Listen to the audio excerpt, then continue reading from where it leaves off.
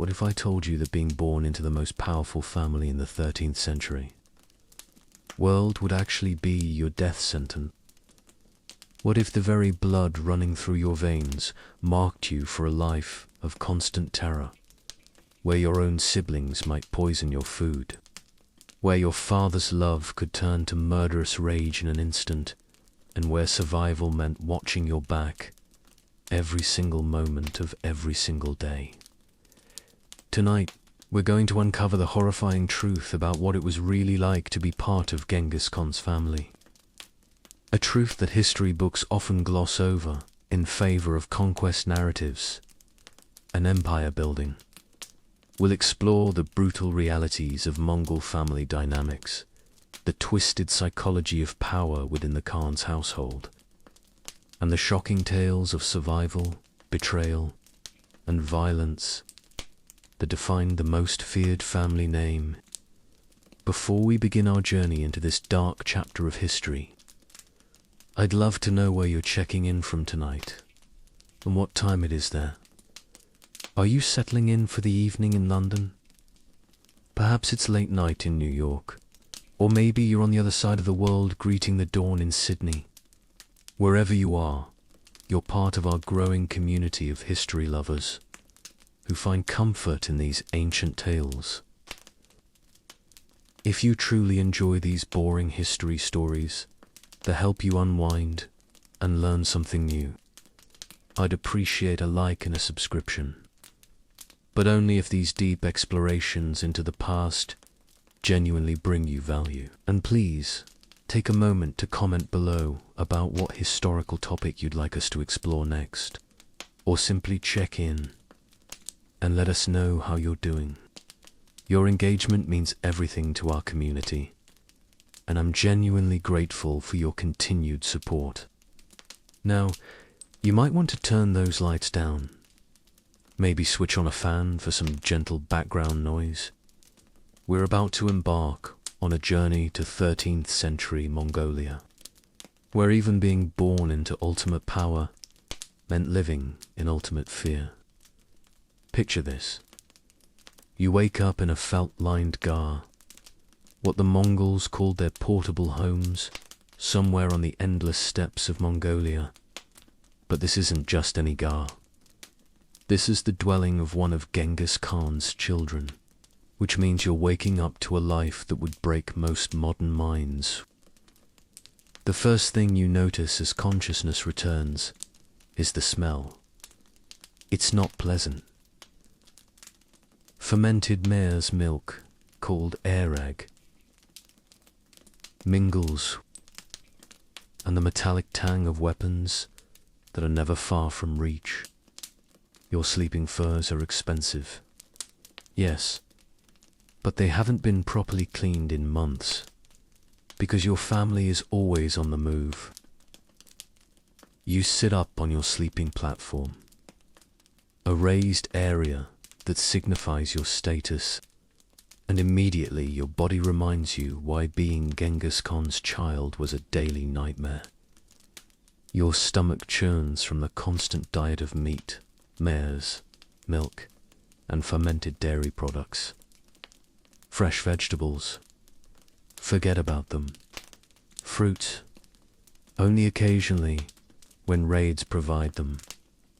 Your digestive system is in perpetual revolt against the monotonous, harsh diet that keeps Mongol warriors strong, but leaves their children malnourished. By modern standards, as you stand, your joints ache. You're perhaps only 12 years old, but you've been riding horses since you could walk, sleeping on hard ground and living in the saddle for months at a time.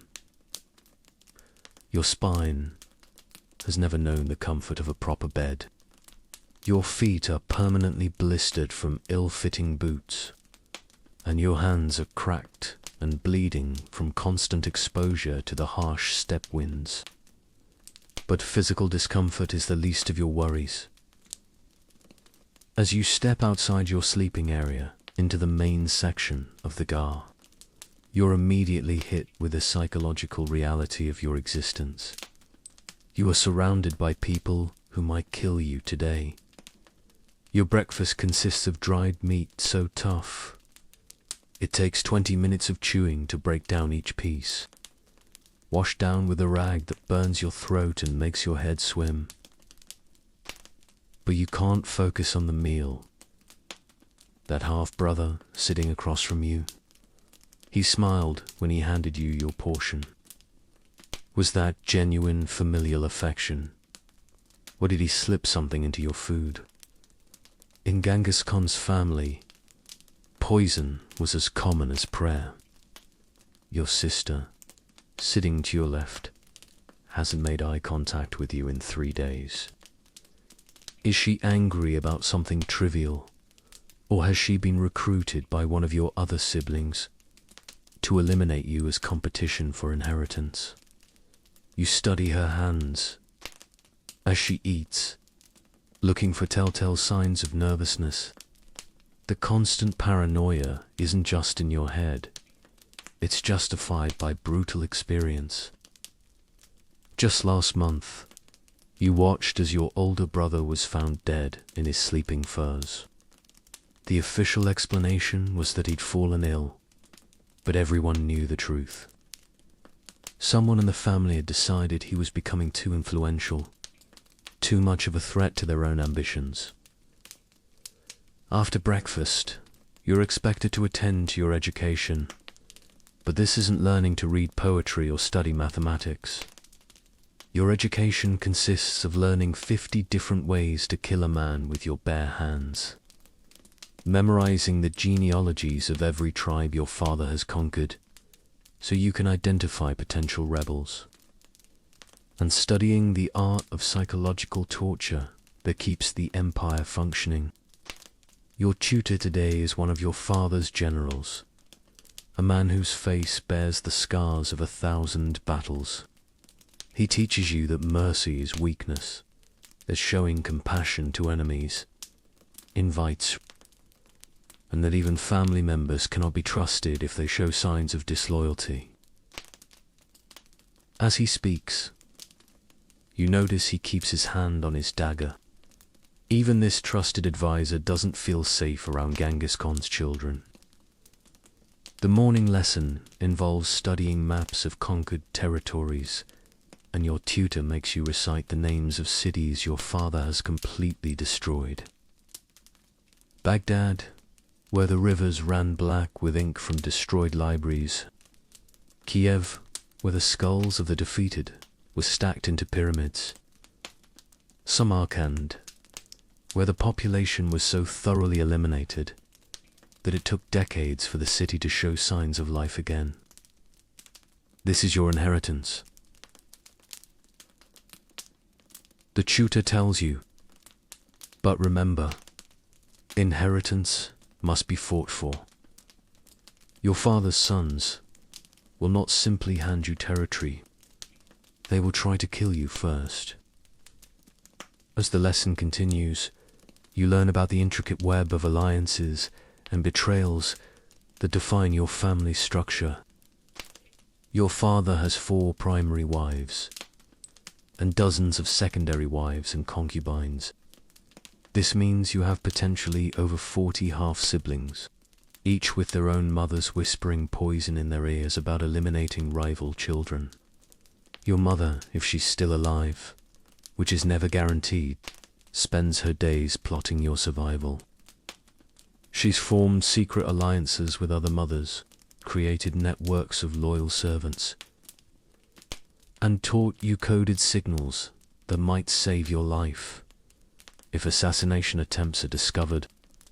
But she's also taught you that every alliance is temporary, every friendship conditional, and every smile potentially hiding.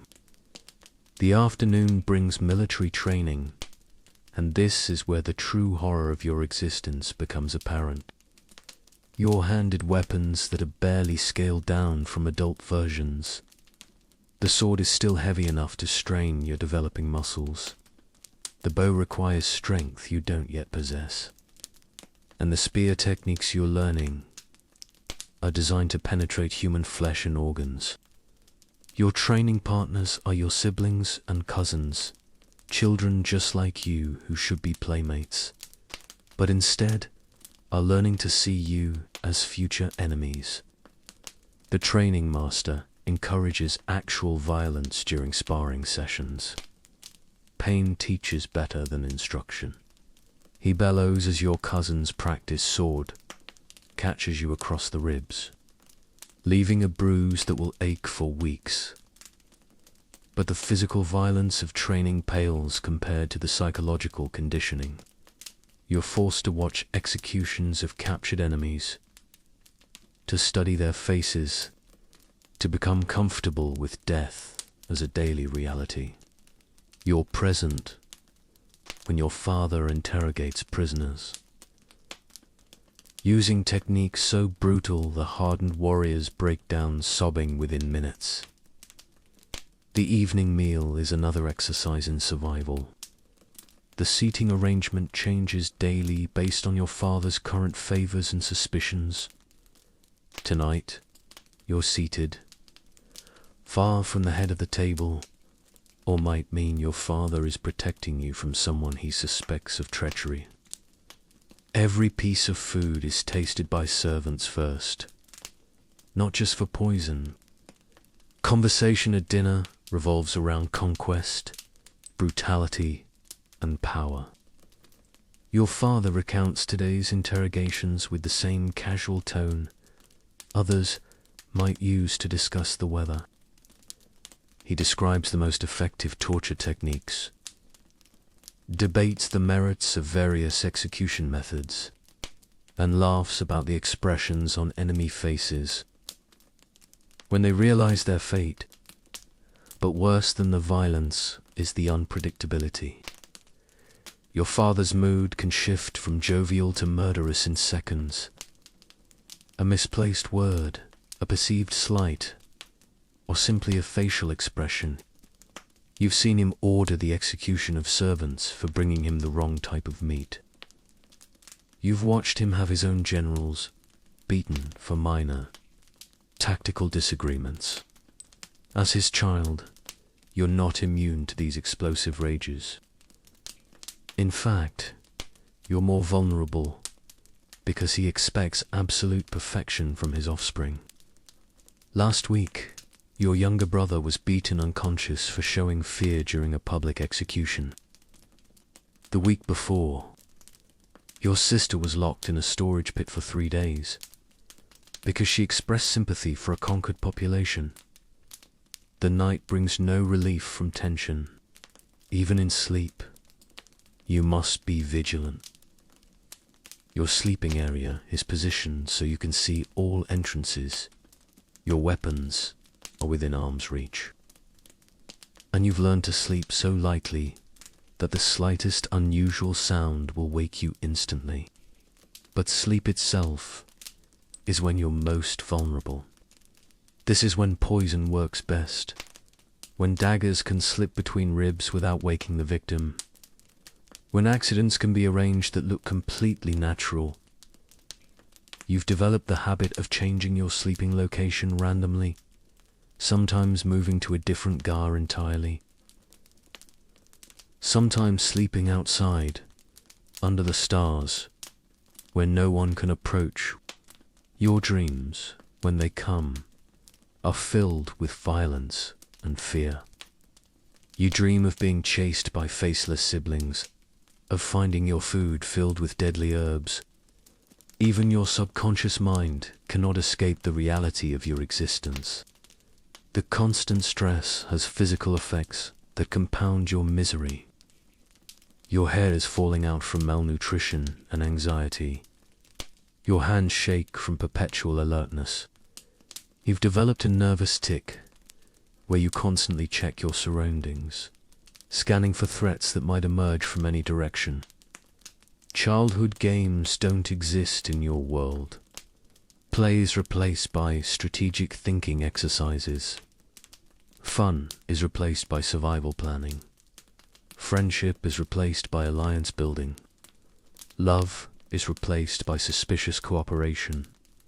Every normal childhood experience has been twisted into a tool of preparation for a life of violence and betrayal. The worst part isn't the physical danger or even the constant fear. The worst part is the complete absence of trust. You cannot love your siblings because they might kill you. You cannot trust your parents because they might sacrifice you for political gain. You cannot confide in servants because they might be spies. You cannot even trust yourself because showing weakness or mercy, this is what it truly meant to be born into ultimate power in the 13th century Mongol Empire.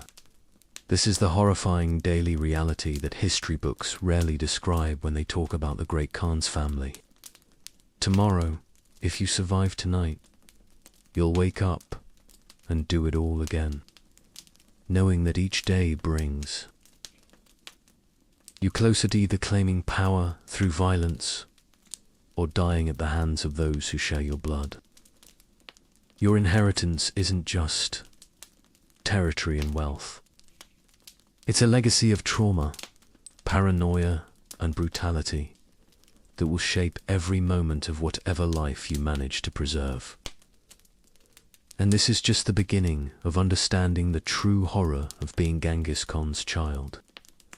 The tragic downfall of Genghis Khan, the son who never belonged. As we settle deeper into our exploration of the Mongol imperial family's dark secrets, we encounter one of history's most heartbreaking tales of rejection, suspicion. The story of Genghis Khan reveals how even being first in line for the greatest empire in human history could become a curse. Genghis' story begins not with triumph, but with shame and doubt that would poison his entire existence. Born around 1182, Genghis entered the world under circumstances that would haunt him until his death. His mother, Bert, had been kidnapped by the Merkits, a rival tribe, shortly after her marriage to the man who would become Genghis Khan, when she was finally rescued after several months of captivity. She was pregnant. The question that would define Genghis' life was simple, yet devastating. Was he the son of the future Genghis Khan? Or was he the product of rape by Merkit warriors? In Mongol society, where bloodline determined everything from inheritance rights, this uncertainty transformed what should have been a blessing into a lifelong nightmare. Temujin, not yet the Great Khan, accepted Genghis as his son, but the acceptance was always conditional, always shadowed by doubt. From his earliest memories, Genghis would have been aware of the whispered conversations that stopped when he entered a room, the meaningful glances exchanged between adults when his parentage was discussed, and the subtle but unmistakable ways he was treated differently from his younger brothers. Imagine growing up knowing that your father's love comes with a question mark attached. Every achievement Genghis accomplished was viewed through the lens of suspicion. When he showed military brilliance, skeptics wondered if he was naturally gifted, or if foreign blood made him think differently. When he displayed mercy toward conquered peoples, critics suggested this proved he wasn't truly Temujin's son. The psychological torture of this existence becomes even more apparent. Chagatai, born a few years after Genghis, never let his older brother forget the circumstances of his birth. Historical accounts describe Chagatai publicly questioning Genghis' legitimacy, calling him a bastard in front of other nobles and military commanders, and openly stating that no son of uncertain parentage should inherit the empire. These weren't childish squabbles.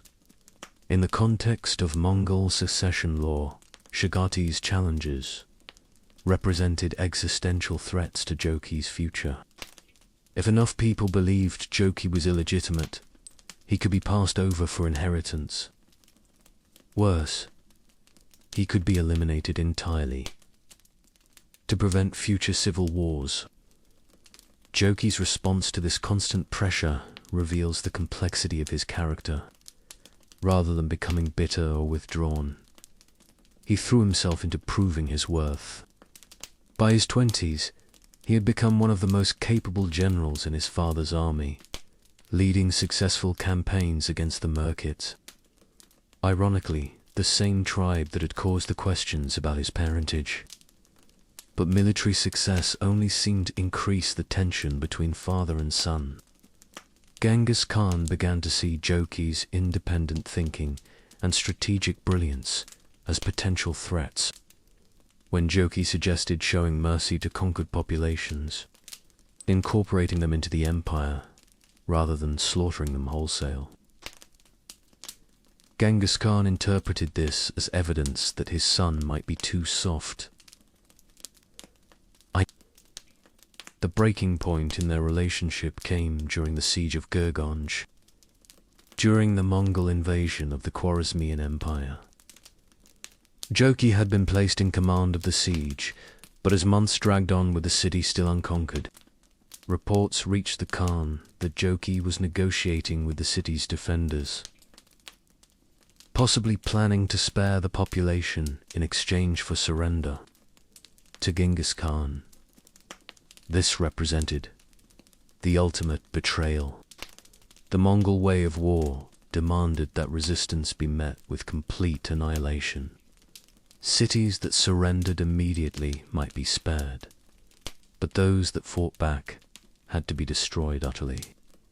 Their populations killed or enslaved, their buildings razed to serve as examples to other potential resistors. When Genghis Khan arrived at Gurganj to take personal command of the siege, the confrontation between father and son was devastating. According to contemporary accounts, the Khan publicly humiliated Joki, stripping him of command in front of the entire army and ordering him to return to his territories in the north. The city was subsequently destroyed with typical Mongol its population massacred, and its irrigation systems deliberately ruined to ensure it could never recover. This public rejection marked the beginning of the end for Joki, returning to his assigned territories in what is now. He began to rule almost independently of his father's empire. He established diplomatic relations with neighboring powers without consulting Genghis Khan, implemented his own administrative systems, and most dangerously, began building a power base that could potentially challenge the central authority of the empire. The isolation ate away at Joki's soul. Historical sources describe him becoming increasingly melancholy, spending long periods alone, and expressing regret about the violent path his life had taken. He began to question not just his parentage, but the entire system of conquest and brutality that had made his family the most powerful in the world. Meanwhile, Genghis Khan's suspicions about his eldest son continued to grow. Spies reported that Joki was being too lenient with conquered populations, that he was building personal loyalty among his troops rather than maintaining loyalty to the empire. And most troubling, that he was making statements suggesting he might refuse future military summons from his father. The psychological warfare between father and son reached its peak in 1226. Khan sent a message ordering Joki to join the campaign against the Western Shia kingdom. It was both a test of loyalty and a trap. If Joki refused, he would be openly declaring rebellion. If he accepted, he would be placing himself within reach of his father's justice, possibly walking into his own execution. Joki's response revealed the depth of his internal conflict. He sent messengers, claiming he was too ill to travel, that hunting accidents had left him unable to ride long distances. But intelligence networks reported that he was actually in good health, actively governing his territories and leading hunting expeditions. The lie was so transparent that everyone understood its real meaning. Joki was refusing to submit to his father's authority. For Genghis Khan, this represented an intolerable challenge to his power. No one, not even a son, could openly defy the Khan without consequences.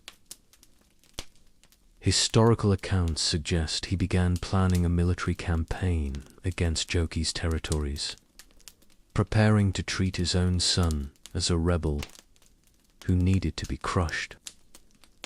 But before this familial war could begin, Joki died suddenly in February 1227. The official cause was given as illness. But the timing was suspiciously convenient for Genghis Khan. Some historians believe Joki was assassinated on his father's orders, poisoned by agents who had infiltrated his household. Others suggest he died of natural causes, possibly from the depression and stress that had consumed him for years.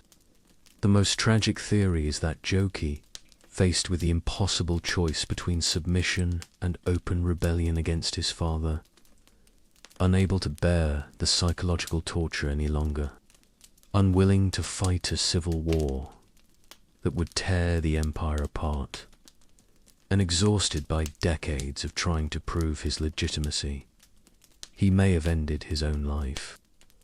Whatever the cause of his death, Joki's passing marked one of the great tragedies of the Mongol Empire. Here was a man of exceptional ability, a military genius who could have been one of history's great rulers, destroyed by circumstances beyond his control. His uncertain parentage became a weapon used against him by family members who should have supported him, and his attempts to rule with wisdom and mercy were interpreted as weakness by a father. The irony of Joki's story is that his approach to governance, the very thing that caused his downfall, proved to be more sustainable than his father's methods of pure destruction. The territories Joki ruled became some of the most stable and prosperous parts of the Mongol Empire, lasting for centuries after the main empire had collapsed. His descendants, the Golden Horde, ruled Russia and Eastern Europe for over 200 years, proving that his vision of incorporating conquered peoples rather than destroying them, Genghis Khan's scorched earth approach. But this vindication came too late for Joki himself. He died knowing that his father suspected him, and that his legitimacy would always be questioned. The man who should have inherited the largest empire in human history became a cautionary tale about the destructive power of family dysfunction and the way paranoia can destroy even the strongest bonds. Joki's personal writings, preserved in fragmentary form, reveal a man. He wrote about feeling like a stranger in his own family, about the burden of trying to live up to impossible expectations, and about the loneliness of power, when that power comes with constant suspicion attached. Perhaps most tragically, Joki's story demonstrates how the violence and brutality that built the Mongol Empire,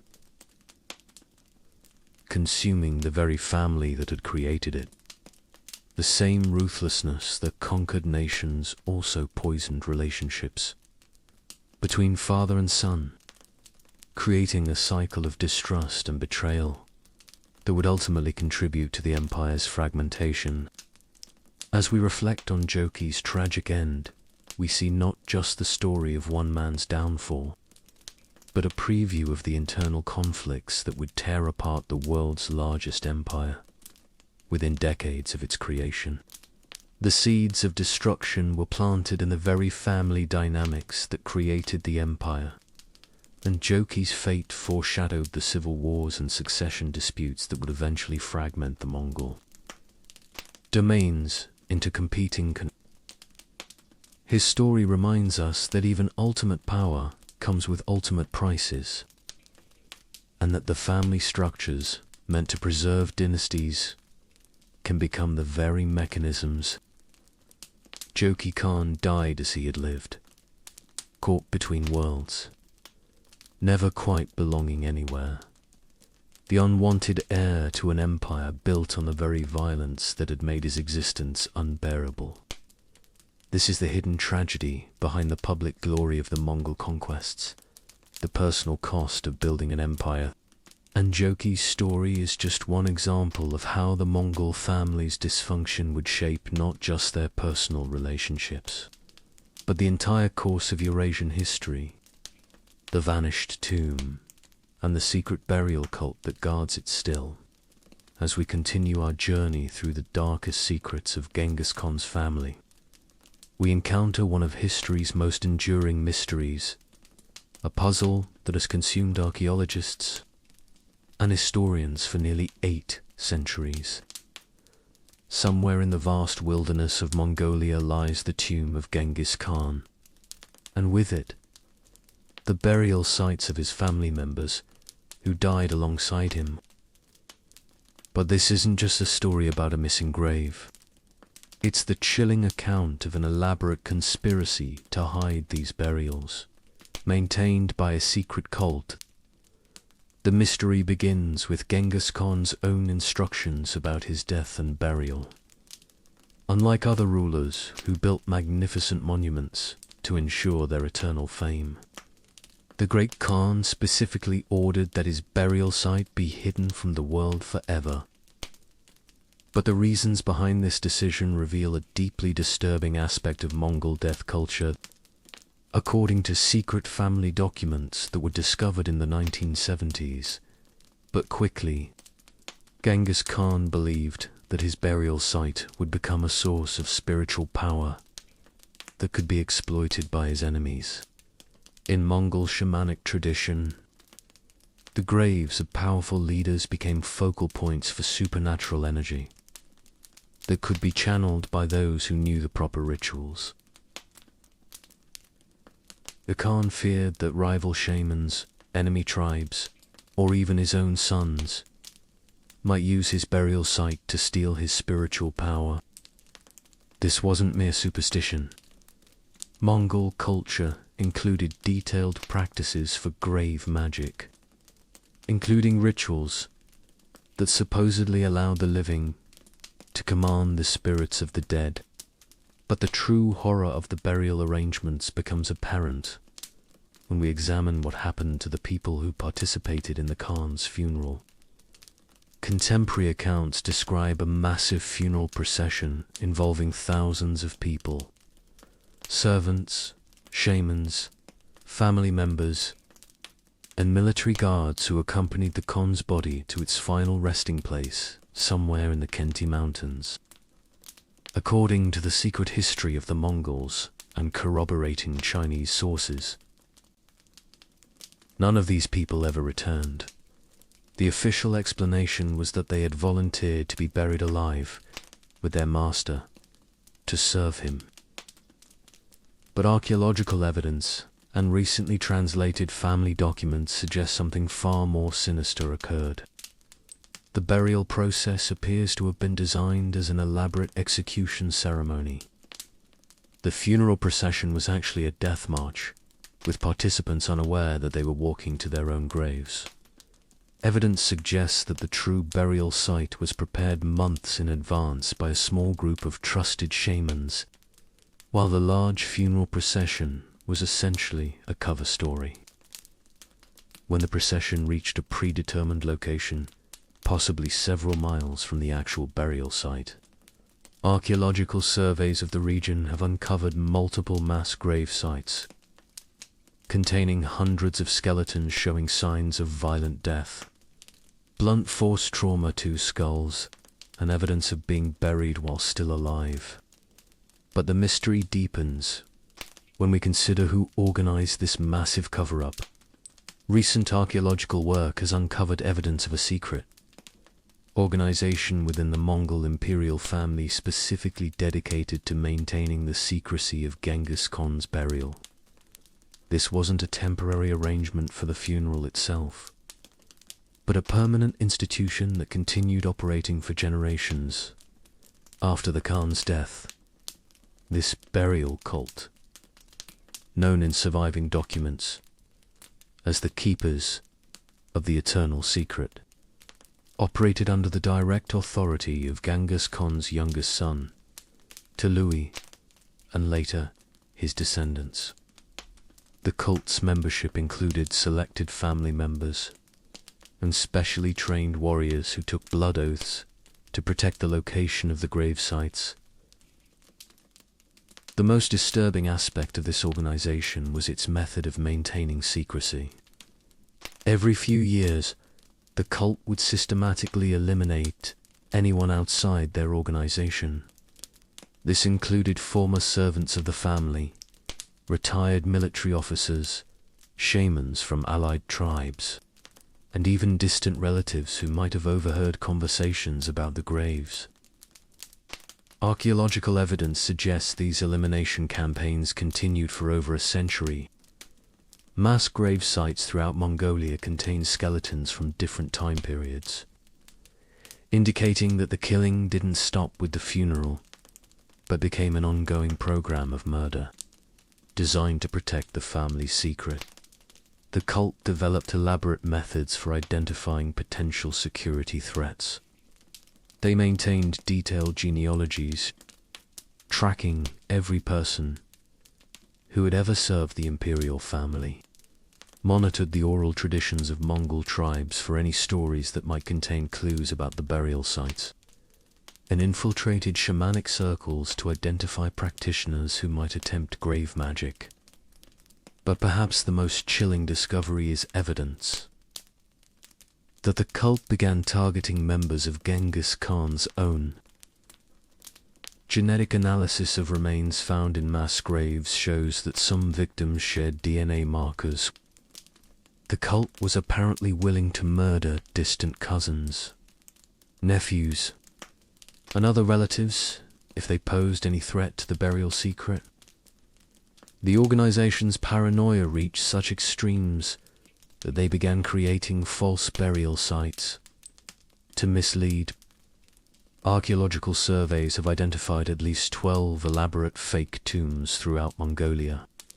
Sacrificed animals and human remains, all designed to convince treasure hunters that they had found the real grave site. These false tombs weren't simple decoys. They were elaborate archaeological crime scenes. The cult would murder volunteers or captives to provide authentic human remains, bury them with stolen treasure from real Mongol graves, and carefully age the sites using techniques that wouldn't be understood by archaeologists. But the cult's methods for protecting the real burial sites were even more sophisticated.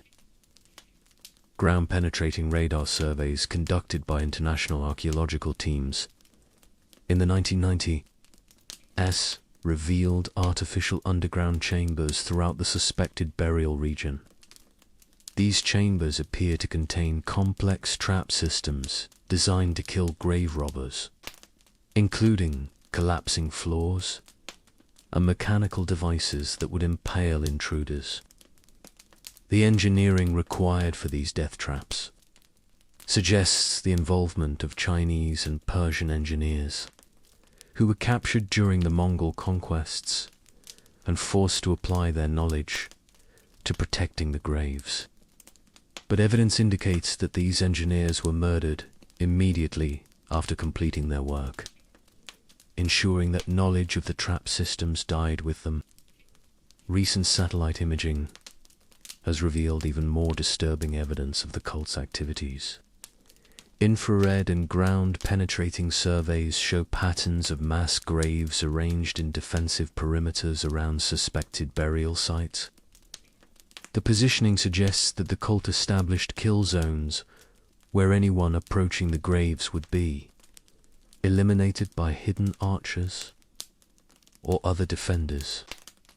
Carbon dating of remains found in these defensive positions indicates that the killings continued well into the 14th century, nearly 100 years after Genghis Khan's death.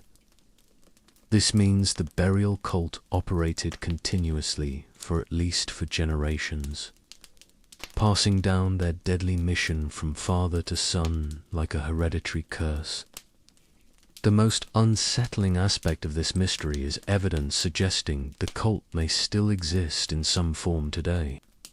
In 1992, a joint Mongolian-Japanese archaeological expedition, Khan's grave was forced to abandon their work after several team members died under mysterious circumstances. Official reports blamed equipment failures and accidents, but private communications between team members later leaked.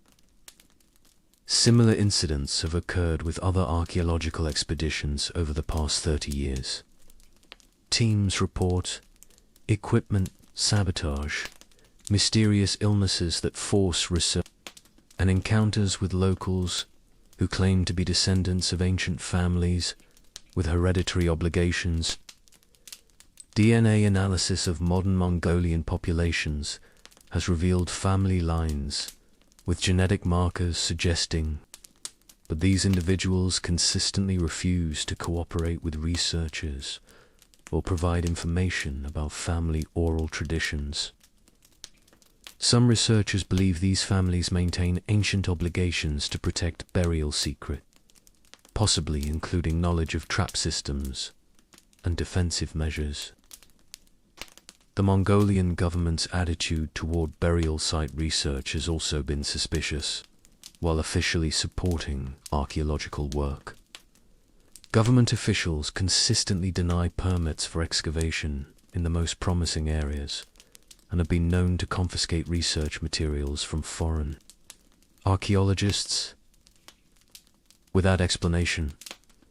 In 2008, a Freedom of Information Act request by American researchers revealed that the U.S. State Department maintains classified files on the search for Genghis Khan's grave, suggesting that international intelligence agencies consider the burial sites to be matters of national security rather than simple archaeological curiosities. The mystery extends beyond just the location of the graves to questions about what might be buried with the Khan and his family. Mongol burial traditions required that rulers be interred with their most precious possessions. And for Genghis Khan, this would have included artifacts looted from every civilization. But recently translated family documents suggest that the Khan's burial included something far more significant than mere treasure. References in these documents describe the scrolls of names, a collection of documents listing every family that had been eliminated during the Mongol conquests, along with detailed genealogies that could potentially identify surviving bloodlines. If these documents exist and remain preserved in the burial chamber, they could revolutionize our understanding of the true scope of Mongol destruction. Current estimates suggest that the Mongol conquests killed approximately 40 million people, but these documents might provide exact numbers and reveal genocides that have been completely forgotten by history. The scrolls might also contain detailed maps of trade routes, resource locations, and strategic intelligence that helped the Mongols maintain their empire. Some researchers believe this information could still have economic and political value today, which might explain the continued secrecy surrounding the burial site. Perhaps most disturbing is the possibility that the burial chamber contains preserved examples of biological weapons that the Mongols used against their enemies. Historical accounts describe the Mongol practice of catapulting plague-infected corpses into besieged cities. and some sources suggest they developed more sophisticated methods of biological warfare. If samples of these ancient plagues remain preserved in the burial chamber, they could pose genuine public health risks. This possibility adds another layer to the mystery, suggesting that the burial cult's mission to keep the graves hidden might have evolved from protecting family secrets to protecting humanity from ancient bioweapons. As we consider this enduring mystery, we're left with disturbing questions about how many people have died to protect these secrets, and whether the killing continues today. The vanished tomb of Genghis Khan represents more than just missing archaeology. It's evidence of a family so paranoid about their secrets that they were willing to murder continuously for generations to keep them hidden.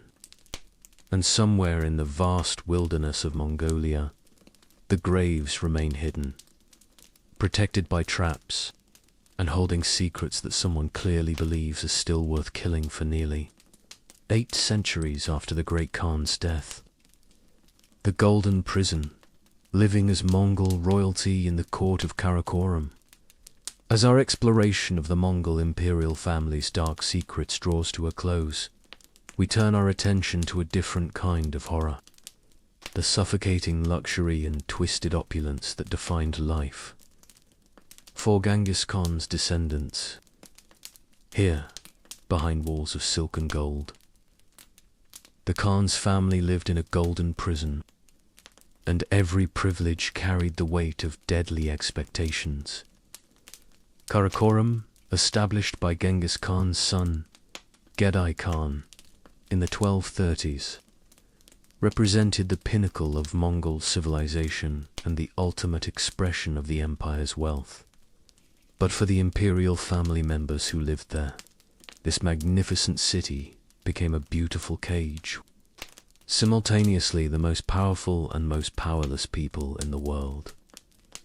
Imagine waking up as a member of the imperial family in the heart of Karakorum around 1240. Your dwelling isn't the simple felt gear, but a palace complex that spans several acres, with walls made of imported Chinese marble, inlaid with Persian silver. The luxury is overwhelming, almost oppressive in its excess. Your bed isn't a simple sleeping platform, but an enormous structure carved from Indian sandalwood and draped with silk that has been dyed with rare purple. The mattress beneath you is filled with the down of Arctic swans, collected by tribute from conquered northern tribes. Your pillows are stuffed with the fur of sable, each one worth more than most people will see in their entire lives. But as you wake in this magnificent setting, the first thing you notice isn't the luxury, it's the sound of footsteps. Outside your chamber, these aren't the casual movements of servants going about their duties. These are the measured, careful steps of guards who have been watching you sleep all night, monitoring your breathing, your movements, your dreams. If possible, privacy doesn't exist for Mongol royalty. Every moment of your existence is observed and reported to various family members who are constantly evaluating your loyalty, your ambition. The magnificent palace that should be your sanctuary is actually a surveillance complex. Scheme or act independently, without detection. Your morning routine begins with an elaborate process that reveals the paranoid luxury of Mongol court life. First, a food taster, usually a young slave from a conquered territory. But unlike other royal courts, where tasting is a simple precaution against poison, the Mongol system requires multiple tasters for each item, and they must wait a full hour after consumption before you're allowed to eat. This isn't just about poison detection. The delay serves a psychological purpose, reminding you every morning that your life depends entirely on the survival of expendable people, that your luxury exists only because others suffer, and that even your basic need for food cannot be satisfied without elaborate rituals that reinforce your dependence on the system. Your breakfast consists of delicacies gathered from across the known world.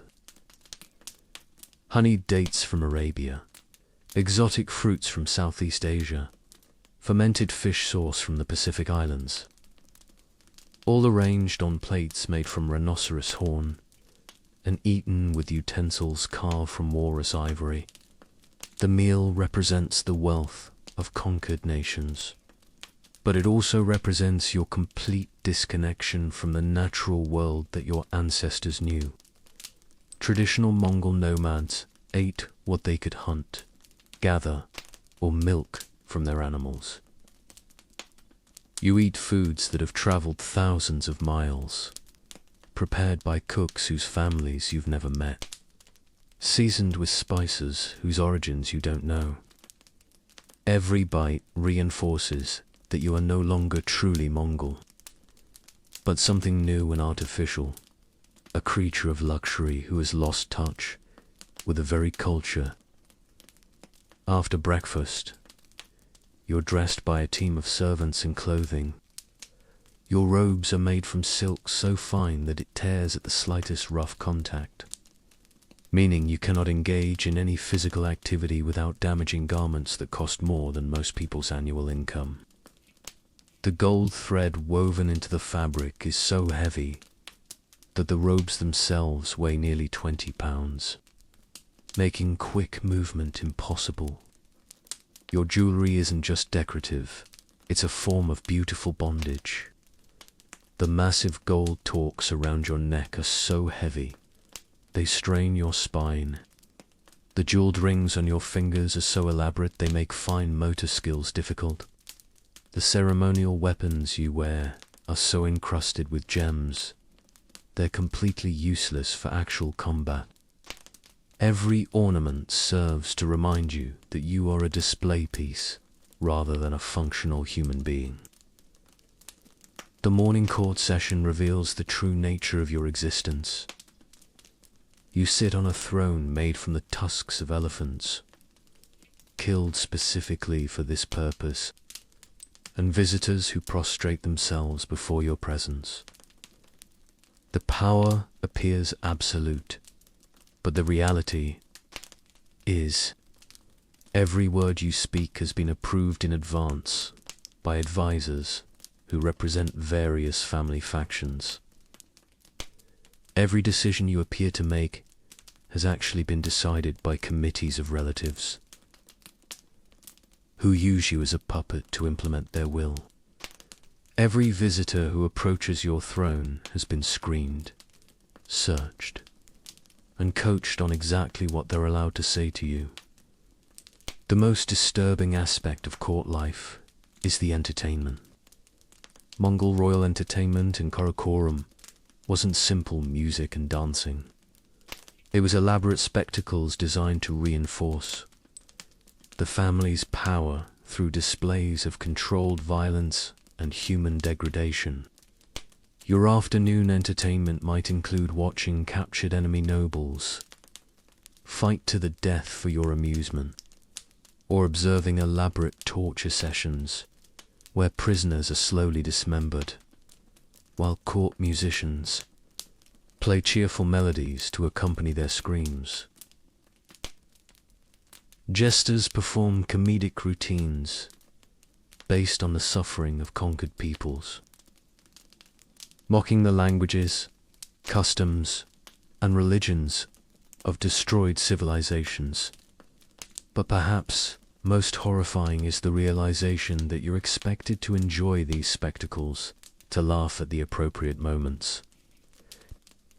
Your reaction to court entertainment is carefully monitored by family members who view compassion or mercy as signs of weakness that could disqualify you from future power. The palace complex itself is designed to overwhelm the senses while imprisoning the spirit. Corridors stretch for hundreds of yards, lined with murals depicting Mongol victories painted in pigments.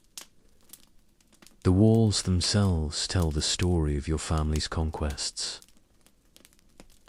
but they also serve as subtle reminders that you are surrounded by the ghosts of millions of dead enemies. Gardens within the palace complex feature plants and animals from every corner of the empire, creating artificial ecosystems that demonstrate Mongol dominance over nature itself. But these gardens, the paths are designed to prevent quick movement. The landscaping creates natural surveillance points where guards can observe, and the exotic animals serve double duty as both entertainment and potential execution methods. The afternoon brings diplomatic receptions, where you meet ambassadors and tribute bearers. These sessions reveal the global reach of Mongol power, but they also expose the profound loneliness of your existence. Every interaction is formal, scripted, and designed to reinforce hierarchies rather than create genuine human connections. Ambassadors prostrate themselves before you, offer elaborate gifts, and speak in ceremonial language that reduces complex political relationships to simple formulas of dominance and submission. You respond with prepared statements that have been approved by advisors, accepting tribute that you don't need, and making promises of protection for people you'll never see again. The tribute itself represents the exploitation of the known world. Gold from Africa, silk from China, furs from Siberia, spices from India. But receiving this tribute also serves as a daily reminder of your responsibility to maintain the terror that keeps it flowing. Every gift comes with the implicit threat that failure to maintain Mongol dominance. Evening in the palace brings different horrors disguised as pleasures. Dinner is a massive feast involving hundreds of dishes, each prepared by specialists. But the abundance is actually a form of torture, overwhelming your senses and making genuine appetite impossible. The dining hall seats over 1,000 people, but conversation is strictly regulated by protocol. You cannot speak to anyone below a certain rank without formal introduction. You cannot discuss topics that haven't been approved in advance. You cannot express preferences for food or drink without creating political implications. About trade relationships with various conquered territories. Entertainment during dinner includes performances by the most skilled artists from across the empire, but these performances are actually elaborate intelligence operations. Singers incorporate coded messages about political developments in distant territories. Dancers use choreographed movements to communicate military intelligence. Even the selection of musical instruments carries political meanings that you must decode.